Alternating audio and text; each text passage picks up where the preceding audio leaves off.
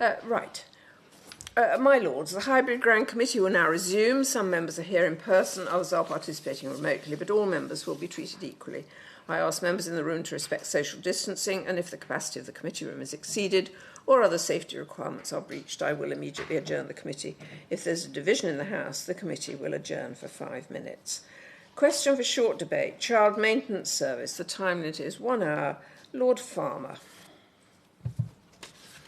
My Lords, in the few days since I secured this debate, I have been contacted by a large number of organisations and individuals expressing strong views based on very difficult experiences as either paying or receiving parents in the child maintenance system. The Parliamentary Digital Engagement Team did sterling work to publicise this debate and elicit testimony from the public to inform it. I'm very grateful to every one of the 1,524 people who took the time to respond and hope to do some justice to their stories in my remarks. That the number using the child maintenance service across Great Britain is high is unsurprising, given that an estimated third of all children grow up in separated families. In December 2020, the Department for Work and Pensions reported that 756,500 children, roughly equivalent to the whole populations of Bristol and Newcastle cities combined, were covered by CMS arrangements. So this fairly small cohort of speakers today does not represent the importance of child maintenance reform to those directly involved, their extended families and wider society. At least we will have longer to unpack properly our concerns in this highly contested area of policy. To quote Professor Patrick Parkinson, a key architect of the Australian child support reforms, it, quote, involves making compromises between conflicting interests of mothers, fathers, children and the state. A win for one interest group is a loss for another. Child support policy is a complex and contentious area involving zero-sum calculations in political terms. So no pressure then, Minister. The contention is wholly understandable. The process of separation, however amicably achieved, is usually emotionally and financially stressful. A once intimate relationship is undergoing significant change, sometimes at the behest of one partner and strenuously resisted by the other. The indissolubility of parenthood and the important shift away from clean break divorce mean both parents will still need to cooperate, at the very least, around money and contact. History has taught us that there are no silver bullets and a whole host of potential unintended consequences when it comes to reforming child maintenance. Nearly 40 years ago, the seminal Finer report proposed a dedicated agency for administering maintenance payments. The ground lay fallow until 1993, when the Child Support Agency first opens its doors following the 1991 Child Support Act. Just 2 years later, more legislation was required to fix its considerable problems, setting the tone for the sporadic reforms that produced the current system in place since 2012. We appear overdue for another wave of change, especially as universal credit is now a much more mature welfare system. The interaction of benefits with child support payments is a particularly salient issue. A reformed child maintenance system must do even more to ensure paying and receiving parents and the children both are raising, albeit not under the same roof, are not living in financial poverty as a result of its operation. Looking very briefly at how the current system works, many separated parents agree and adhere to private family-based arrangements.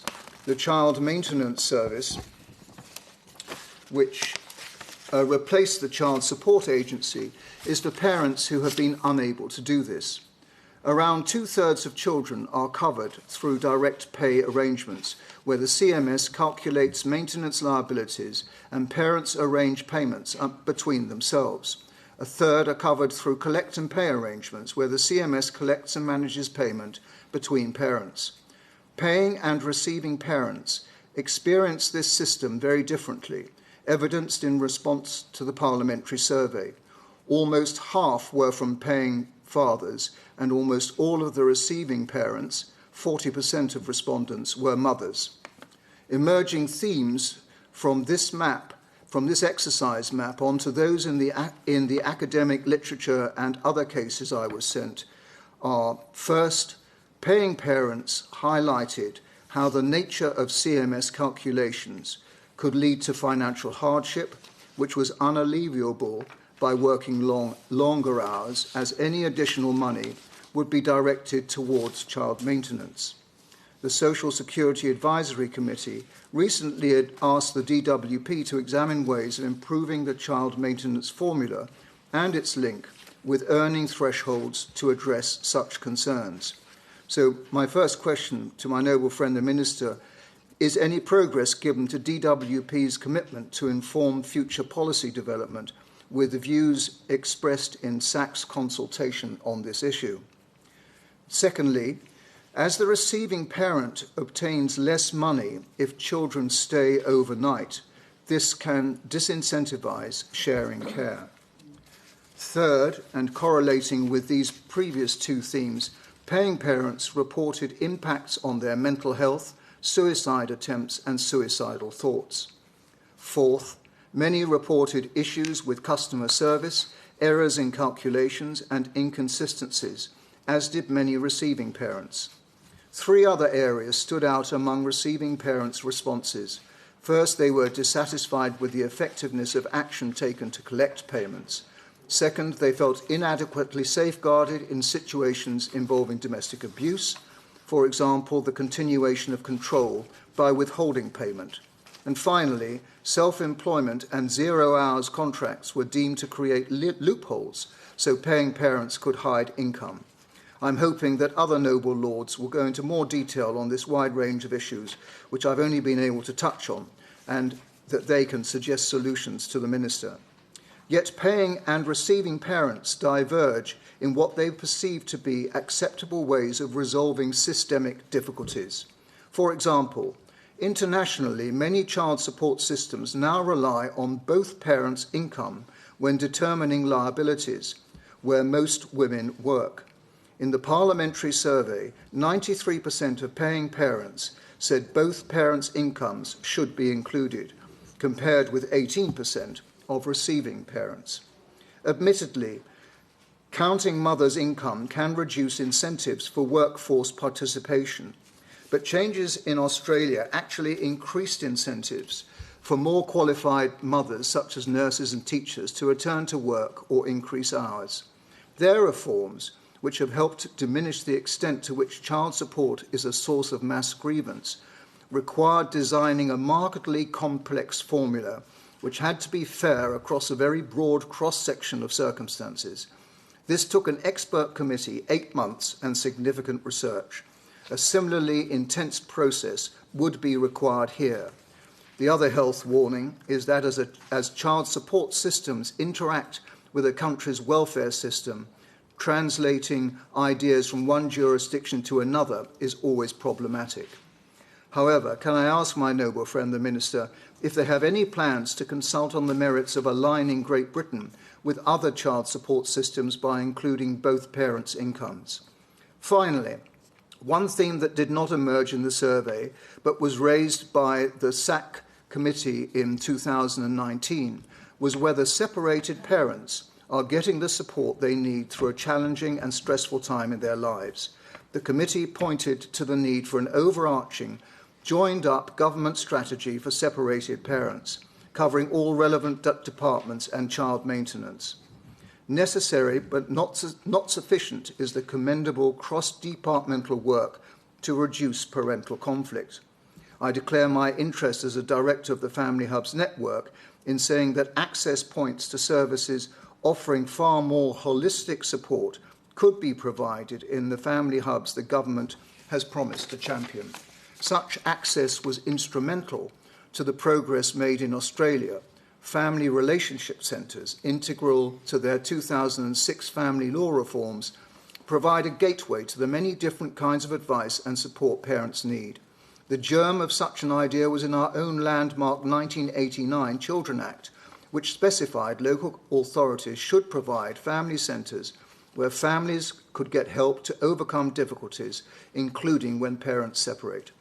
Can my noble friend the Minister inform the House how different departments of government are working together, including to deliver family hubs? In conclusion, child maintenance will always be a system under scrutiny or being quote-unquote reformed. But state action must also be accompanied by a cultural shift in attitudes towards parental responsibility. We need to get to a place where there is a strong and pervasive expectation, first, that both parents will always share the cost of raising children, and second, with the holistic support I have described, they will sort out the thorny post-separation issues which stem the flow of child maintenance. Thank you. Lord Mackay of Clashfern. My Lords, this particular service goes back a long time for me. When I became Lord Chancellor in 1987, I quickly discovered that many parents who had been deserted had been successful in getting orders from the court for maintenance. But unfortunately, no sooner had they got the order than the husband disappeared, and they had no resources available to them for trying to find out where he was or how to raise the money that he was due. And needless to say, his attitude was not to come forward. That wasn't his business. His attitude was to hide himself as far as possible.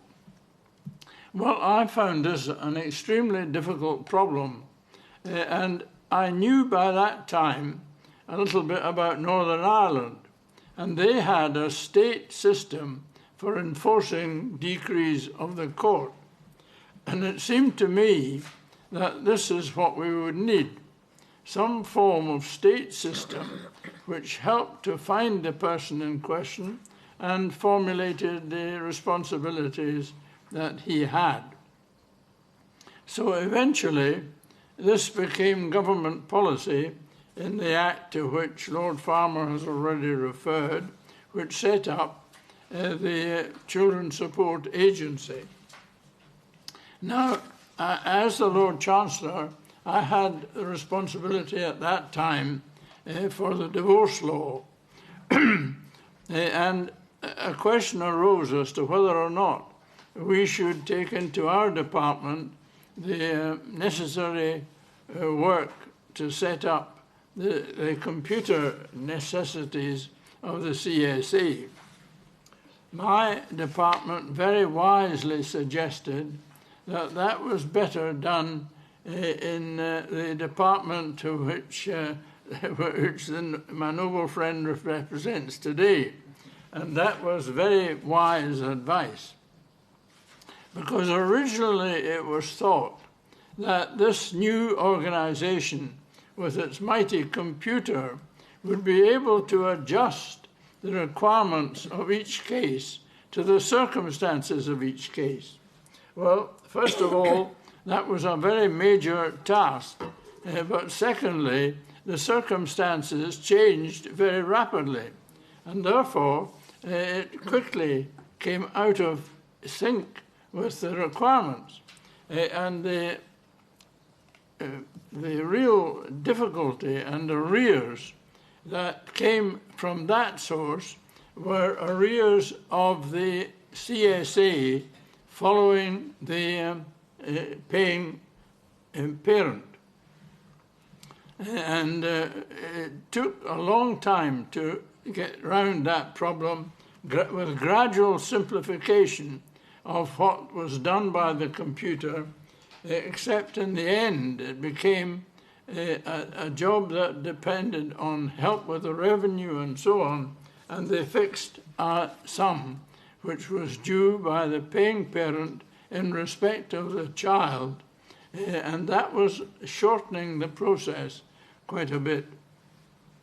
Unfortunately, the divorce arrangements remained the responsibility of the Lord Chancellor's Department, and it is now the responsibility of the Lord Chancellor and the Justice Department. That's to say, to adjust the kind of arrangements that will be needed, to adjudicate on these where necessary.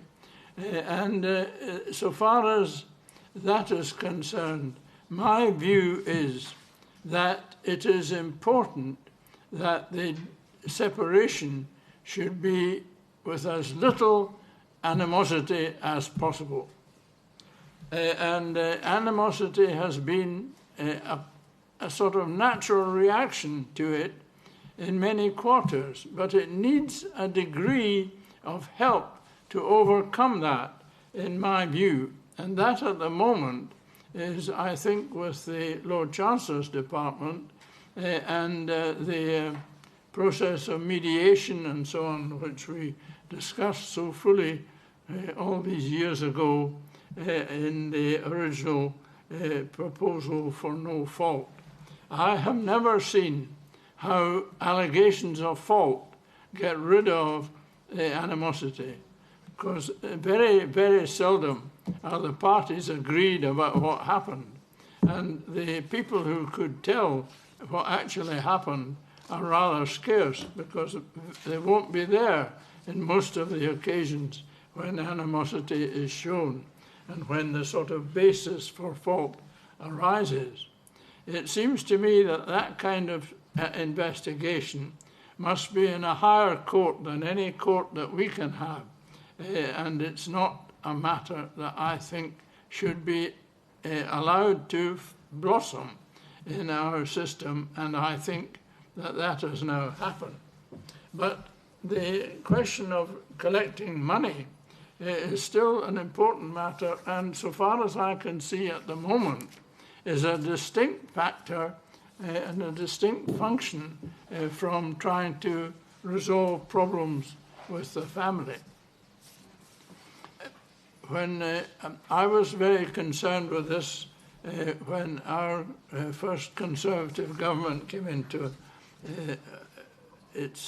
power after I had left the office, and I was anxious at the arrangements that were then made, because they seemed to be fairly heavily disposed against the receiving parent as well as the paying parent.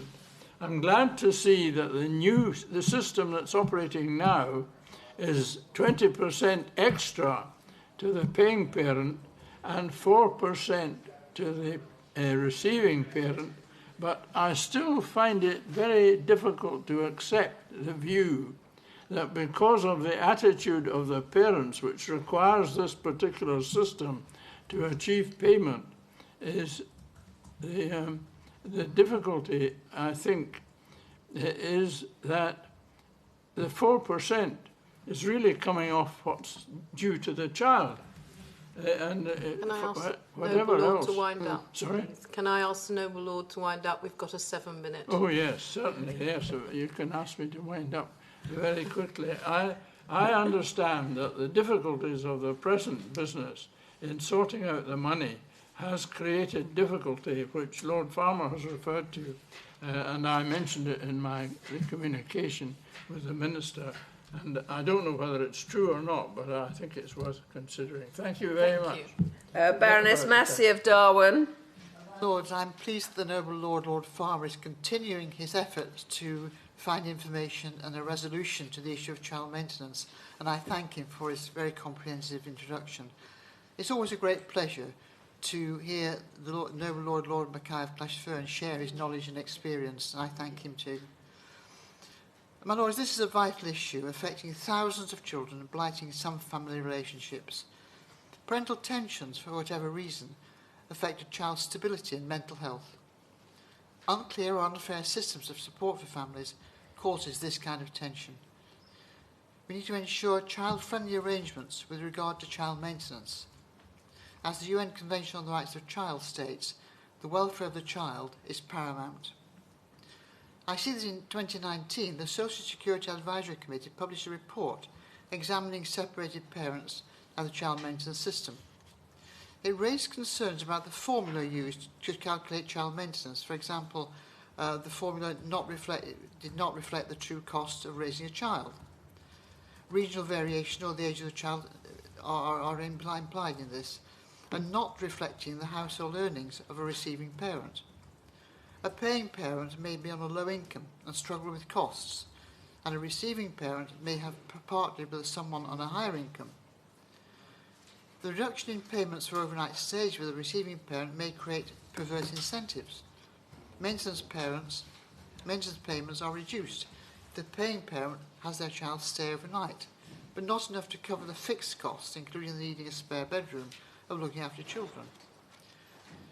I understand that the National Audit Office is carrying out a consultation to examine whether the child maintenance system is, and I quote, delivering value for money for children, separated parents and the taxpayer.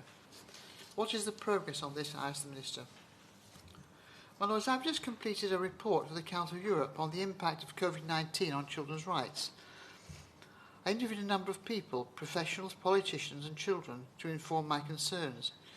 There was a general consensus that family tensions could result in the extreme in violence against children, domestic abuse and child mental health. Child poverty was one cause. All countries, of course, have different attempts to combat poverty and family difficulties. Ours in the UK seems to be particularly complex. A contribution to factor to family difficulties could be arrangements for child maintenance, and it's important to get it right. I hope that in this debate we shall receive more information about the impact of government reforms in creating the child maintenance service. For example, the charging for both parents and the notion of pushing parents to make private arrangements rather than use the CMS at all. I wonder how many parents are making private arrangements. It seems that there is no responsibility for collecting child support money unless the parents have tried a direct payment arrangement and it has failed. So what next? What do the statistics say? I realise that more are due very soon. And when will we see a dynamic development plan from the DWP? Perhaps the Minister can comment. And my Lords, the CMS has many problems. I will name a few and will be interested to know what the ways of dealing with this might be. Firstly, the Collect and Pay service charges a large fee to administer payments between parents, yet evidence shows that missed payments are spiralling into millions. What can be done to prevent this? We know that many single parents are struggling, and this has become more intense during the pandemic. Many are in severe financial difficulties. How will the Department address this? How many staff have been redeployed at the beginning of the pandemic from their CMS roles? What has happened to these staff? How is enforcement action being carried out? Are video interviews in place? If so, what is the reaction from parents? A quarter of paying parents are not paying towards their liabilities. What action is being taken to redress this? What is the most recent estimate of current arrears owed from missed payments during the COVID crisis? And what plans will be put in place to resume reinforcements and how? Is there a timeline when paying parents will be reimbursed? How will the DWP deal with staff shortages? I believe that there are now reduced assessment periods for parents. How will this affect change in earnings, especially during the risk of unemployment, such as during COVID? My Lords, it's essential that the statutory child support body is properly funded and functioning well. Is the Minister confident that the problems I have mentioned can be resolved to the benefit of parents and children? I look forward very much to hearing her response. Lord McCall of Dulwich. My Lords, I'd like first of all to thank the noble Lord Farmer for initiating this debate. Only yesterday, I read a rather distressing case of a father who feels that the service has treated him unjustly and left him in a poor financial position, not of his own making, and caused him to lose his job. It left me wondering how many feel the same way. I suppose it's inevitable that some couples will be unhappy with what they regard as unjust arrangements, but does the Minister have any idea of the extent of these problems and how readily they can be put right? Is the appeal system, for instance, straightforward? Could the Minister tell us about the progress of the government's commitment to supporting parents to make family-based collaborative arrangements which frees them from having to pay the child maintenance service? Could the Minister update the House on the surveys which were commissioned looking at direct pay and close closure clients? As the rates of family breakdown are the reason why so many children are living in separate homes, should we not be focusing on preventing this situation? We need an effective campaign to strengthen families before, during, and after separation to minimize the effects of unresolved and damaging conflicts. Thank you. Baroness Eaton. Thank you. My Lords, I join the other speakers in thanking my noble friend, Lord Farmer, for initiating this important debate. The fact that £1 billion is secured by the service for the benefit of children, lifting 120,000 children out of poverty every year by child support payments, is hugely welcome. The statistics show that 756,000 children are covered by child maintenance service arrangements.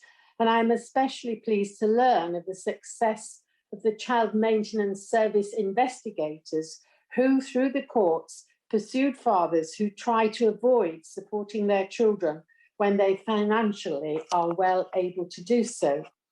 Some recent reforms in the service are most welcome, including the Apply Online service, which is available every day throughout the year. It is encouraging that the service is consulting until August on additional proposals to modernise and improve the service, and that it is continuing to keep child maintenance policy and operational delivery under review. Seeing the large numbers of children being supported by the service is good news, but also it is a sad reflection on the number of relationship breakdowns that have occurred, putting children in this position. It's important that we recognise the very valuable work being done through the government's Reducing Parental Conflict programme. If help can be given at the start of relationship breakdown, the conflict can often be reduced. The child maintenance service too often has to do with two people who hate each other, which makes complex circumstances more difficult when arranging child maintenance payments. Additionally, it is good to see the support that is being given by the government to the family hubs, so ably mentioned by my noble friend Lord Farmer.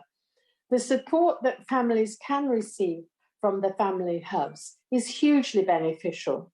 They are sometimes described as the place that starts the repair. The general public often hear a narrative of uncaring, non-resident parents refusing to meet their obligations to help to provide for their children. I know that in many cases, the reality for parents on low incomes is very different. I would ask my noble friend, the Minister, if you could look at what appears to be a flaw in the regulations. I'm a great supporter of universal credit, which makes work pay, but I believe the interaction with child maintenance appears to undermine UC. I believe this point has been referred to in two reports by the Centre for Social Justice in 2014 and 2018, and also by the Social Security Advisory Committee in 2019. The problems arise from the basic structure of the scheme. The basic rate of child maintenance is a percentage of the income of the non-resident parent. No self-support allowance, a deduction from income to allow for essential living, is included. The liability is a percentage of the whole income. The schemes set up in 2003 and 2012 were set up without reference to the system of welfare support. The interaction between the welfare support and child maintenance is problematic. The child maintenance scheme has two thresholds. Below the first threshold, parents pay only a nominal amount, a flat rate. Above the second threshold, they pay the full basic rate amount. In between, there is a catch-up region where parents have to pay a larger percentage of each pound earned, the reduced rate, so that the full basic amount is paid by the time the second threshold is reached. The parents paying the reduced rate can be worse off for every £1 earned, and parents paying the basic rate are only a few pence better off for every pound earned. In effect, these parents get no financial benefit for being in work. The better option for them is to be unemployed. It is also interesting to note that the values of the two thresholds were decided in 1998 and haven't been changed in the 23 intervening years. In 1998, it was decided that a non-residential parent should not pay more than a nominal amount of earnings less than £100 a week and should not pay the full amount until earning more than £200 a week. These thresholds no longer make sense in terms of affordability, but changing them will not resolve the issues of the 2003 and 2012 arrangements. There is a great deal of very positive work being achieved by the Child Maintenance Service, but I urge my noble friend the Minister to look at these flawed regulations. Thank you. I call Baroness Sherlock. Lords, I remind the committee that a long time ago I was a non-executive director of the Child Maintenance and Enforcement Commission, and even longer ago chief executive of one-parent families. I'm grateful to the noble Lord Farmer for securing this debate, as we rarely get to discuss child maintenance, and it's really important. His opening speech began with a history lesson, capped fascinatingly by the noble and learned Lord Mackay of Clashfern, who reminded us just why we need an effective statutory child maintenance service, a cause he has long championed. The noble Lord Farmer also gave us a tour d'horizon of many of the key policy issues relating to child support, with the noble Lady Baroness Eaton offering some more in her contribution.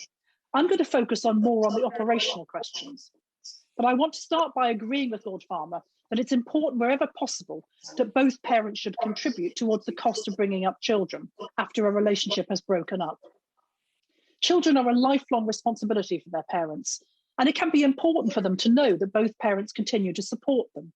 And I do agree with the noble Lord McCall about the importance of good support for families at every stage.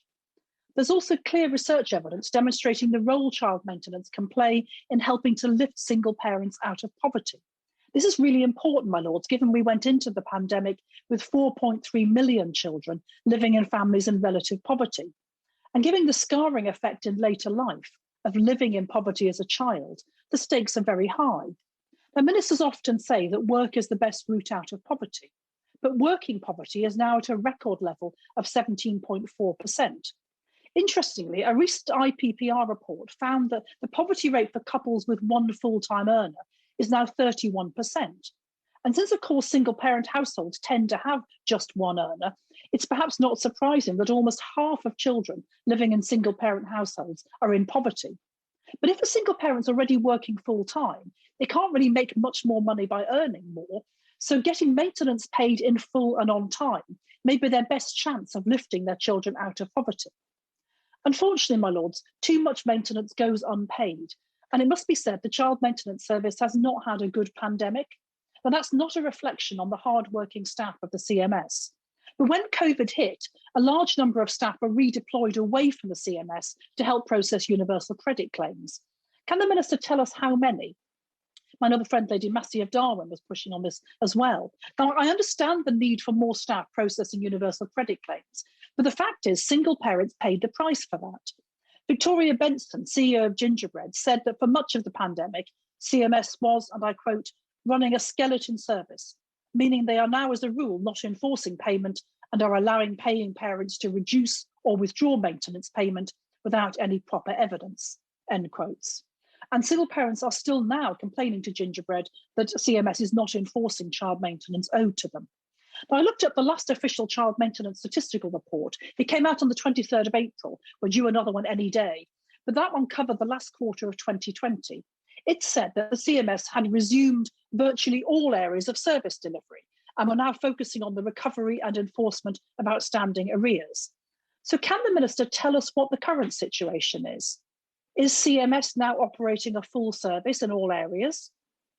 Are they using their full range of enforcement powers? Crucially, are there as many staff now in CMS as there were before the pandemic? And do they have a plan for tackling those arrears? My noble friend Lady Massey raised the question of the reduction in the period of time for considering a paying parent's maintenance liability where their income had changed because of COVID. That was cut from 12 weeks down to 2. That protects paying parents, but of course it hits receiving parents. CMS said it would revert to 12 weeks as soon as possible. Can the Minister say, is that still in force? And if so, when will it revert? The statistics show that in the last quarter ending December 2020, of paying parents who pay via collect and pay, 50% paid over 90% of their child maintenance. That counts as fully compliant. 22% paid something, but Lord's 28% paid nothing at all. Does the Minister think that's acceptable? And if not, is there a target to improve it? And I think we need to look at those stats in the light of the fact that more people have moved on to benefits. People on benefits are more likely to pay child maintenance because it's not directly off their benefit payments before they get it.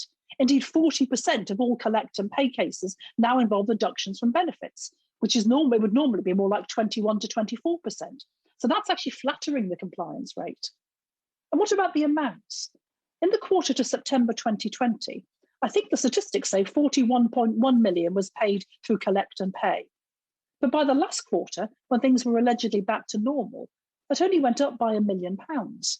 That seems to leave 15.2 million of maintenance uncollected in that quarter alone. Well, Lord, that's £15 million that could have been spent on feeding and clothing children. And in fact, since 2012, when the government created the Child Maintenance Service, £395 million in unpaid maintenance is owed through collect and pay.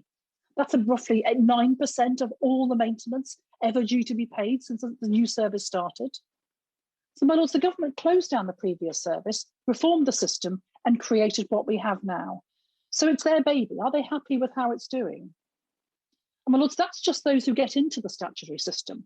Like my noble friend Lady Massey and the noble and learned Lord Mackay of Clashfern, I worry about the impact of charging. And I'd also like to know how much maintenance is being paid through private arrangements. Finally, a consultation was launched just last Friday on making some changes to CMS. I read that the proposals are to change how unearned income is treated, to enable the writing off of low amounts of debt, to allow CMS notifications to be sent digitally, and some other stuff about who has to provide information. Can the Minister tell us, can all of those changes on which the consultation is addressing, can they all be made in secondary legislation? Will DWP analyse the responses to the consultation before they publish the draft legislation? I know that sounds obvious, but it doesn't always happen. And the NAO is also preparing a report on the CMS. Will they await the final NAO report before making any changes? My lords, child maintenance matters to parents and to society, but above all, it matters to children, since my noble friend Lady Massey always reminds us the welfare of the child is paramount. We owe it to our children to have a well-functioning, supportive system of child maintenance in Britain. I look forward to the Minister's reply. I call the Minister, Baroness Stedman-Scott. My Lords, I would like to thank Lord Farmer for his question, which has led to this important, short, albeit short debate today. And I also want to thank all noble lords who've participated and made many excellent points. I completely agree with the noble Baroness Sherlock We all agree that this is an important subject and an important area of work. In summing up, I'll try to address as many of the points as I can, and if I cannot address all the points, then I will write to all colleagues in detail. I actually hold MP surgeries every quarter with MPs from the Commons, and all MPs who have written to me personally about cases, I have dealt with each and every one. And so I am going to commit to organising an all-peers child maintenance session so that we have the time after this debate to get into the detail that I know all noble lords want to do. My noble friend Lord McCall and noble Baroness Eaton wanted to know that the child maintenance system was working. We actually continue to keep the child maintenance policy and our operational delivery under constant review. I was pleased that my noble friend Baroness Eaton referred to the new digital services, such as the Apply Online service, which has been introduced and which has reduced average application times and is available 24/7 and allows greater flexibility for separated parents to contact the child maintenance service. Operational reforms such as these help improve outcomes for children by enabling parents to set up and manage child maintenance arrangements in ways that suit their own circumstances. The Noble Baroness Massey and the Noble Baroness Sherlock raised the National Audit Office report. I'm pleased to confirm that our officials are working well with the National Audit Office. It's work in progress. It is a value for money study and it will be completed during October and November. In terms of child maintenance performance and track record, I know many of you will have experience of various child maintenance schemes already referred to by the noble and learned Lord Mackay that there have been over the years. And this is an area where the government has learned a lot. The government's completely committed to ensuring that parents play their part and take responsibility for supporting their children. The child maintenance system has had a difficult history in our country, but I'm sure most colleagues would agree that the child maintenance service is a significant improvement. As already has been referenced, over 750,000 children are now covered by child maintenance arrangements, and in the last year, 2019 to 20, over £1 billion was due to be paid through direct pay and pay through direct pay and collect and pay. As the compliance rate for parents on collect and pay services increased significantly, rising by 6 percentage points between the quarter ending December 18 and December 20, the noble Baroness Massey said, in terms of the COVID public health emergency, a number of temporary changes were made to the child maintenance surgery, and the question that the noble Baroness Sherlock asked me, there were 1,507 FTEs redeployed in the COVID emergency to make sure we could get money to people, but I can give you a categorical assurance they're all back and we're back into full service mode. In December 2020, over 40,000 paying parents on the collect and pay service had a deductions from earnings order in place, collecting over 25 million, and over 60,000 deductions from benefit were in force, and over 3,500 deduction orders were in place, collecting a record of 3.3 million from bank accounts. I'm confident that we will maintain these improvements as we move forward. Noble Lords, Lord Farmer, Noble Baroness Massey, Noble Baroness Sherlock have raised the issue of enforcement powers. I can tell you that the enforcement powers that the Child Maintenance Service has are used widely and that they are absolutely using strong enforcement powers against those who consistently refuse to meet their obligations to support their children. I have to tell you that I have been absolutely staggered at the lengths people will go to avoid paying their child maintenance. And let me tell you this, there was an absent dad who owed £80,000 in child maintenance and thought he could avoid doing it, despite living a great lifestyle. And the enforcement team, the financial investigation team were right behind him, and they managed to get £80,000 as a life-changing amount of money for the receiving parent, and he had £175,000 in the bank. So we're not having any of it, I can tell you that. In terms of child maintenance and child poverty, the Noble Baroness Sherlock raised this issue. We know that child maintenance can play an effective role in reducing child poverty and enhancing the life outcomes of children in separated families. Child maintenance helps to reduce the chances of children being raised in the lowest 20% of the income distribution, and we know that approximately 120,000 fewer children are growing up in poverty as a result. Fewer children are growing up in poverty as a result of child maintenance payments. The issue of lone parents, which was raised by the Noble Baroness Sherlock, lone parents are much more likely to live in low-income households, and extra money coming in through child maintenance can make a real difference to these families, as it's disregarded in full in universal credit. Lone parents get to keep every pound of maintenance paid, and we would like to encourage lone parents on benefits to make claims for child maintenance. I'm pleased to say that my very first visit as a minister was to Gingerbread, and that my colleagues and officials have a very good ongoing relationship with Gingerbread, and families need fathers, and we consistently listen to the issues that they raise with us. I want to come on now to a subject that the Noble Baroness Massey's raised, my noble friend Lord Farmer, and the noble and learned Lord Mackay has raised about parental conflict. When two people fall out, the repercussions are felt far and wide by children, and we are only too aware that what we have to do is to try and intervene at the right time to reduce this conflict, and that is why we have our Reducing Parental Conflict programme, and we are very pleased with the impact it's had to date.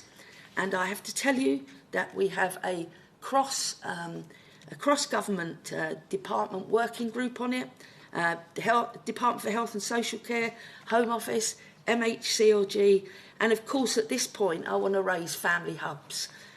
We have got 5 government departments working together on family hubs, and we are hoping that the Reducing Parental Conflict programme can be one of the tools in their armoury.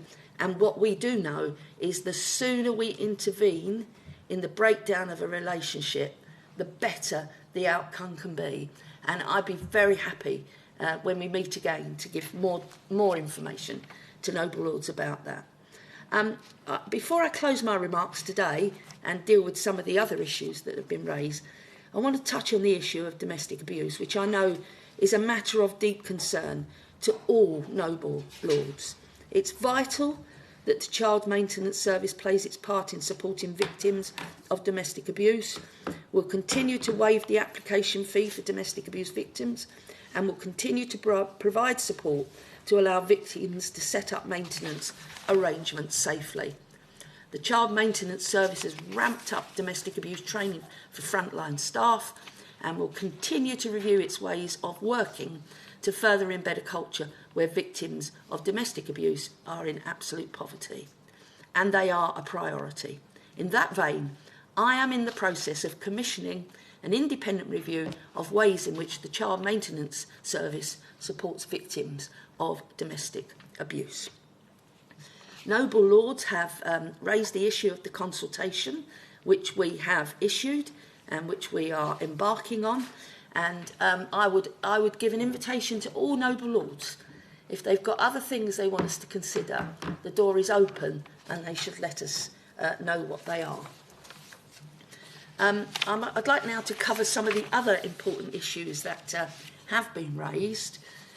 We are grateful to SAC for raising issues, and we've had the opportunity to discuss them with concerned stakeholders, and the views expressed will be used to inform future policy development.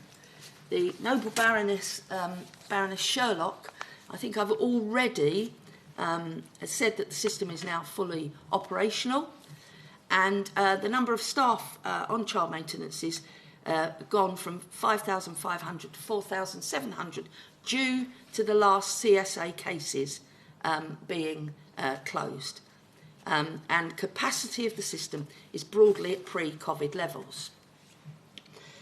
The Noble Lords have raised the issue about aligning Great Britain with other jurisdictions. We are in close contact with officials in other jurisdictions, and as my noble friend Lord Farmer has observed, it's hard to transplant measures from one jurisdiction to another, but we continue to monitor international developments in this field.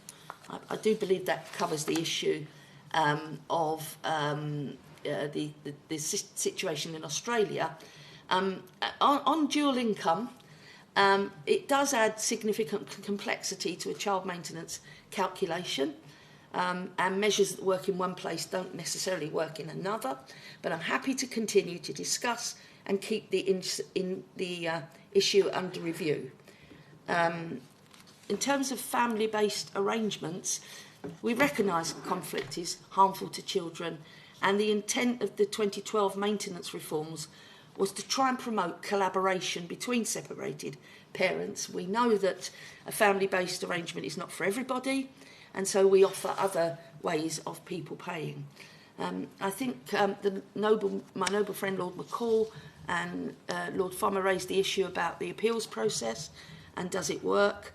We've made changes to the appeals processes, and if a complainant is still not satisfied with the response they have, then they can escalate it to the Parliamentary Health and Service Ombudsman. Let me just finish one point where the Minister has asked us, they've asked the Minister to tell us about the progress of the government's commitment to supporting parents to make family-based arrangements. The survey that we did will be published in due course. I'm very sorry that I've run out of time because it's a subject dear to my heart. I'd spend all day talking to you about it and answering your questions, believe me. But please go away from here understanding child maintenance is important, we're on it, and we're going to make the changes we need to make so that we can take children out of poverty and they can get the best chances in life. Happy to move. Well, thank you, Minister. That completes the business before the Grand Committee this afternoon. I remind members to sanitise their desks and chairs before leaving the room. The committee is adjourned.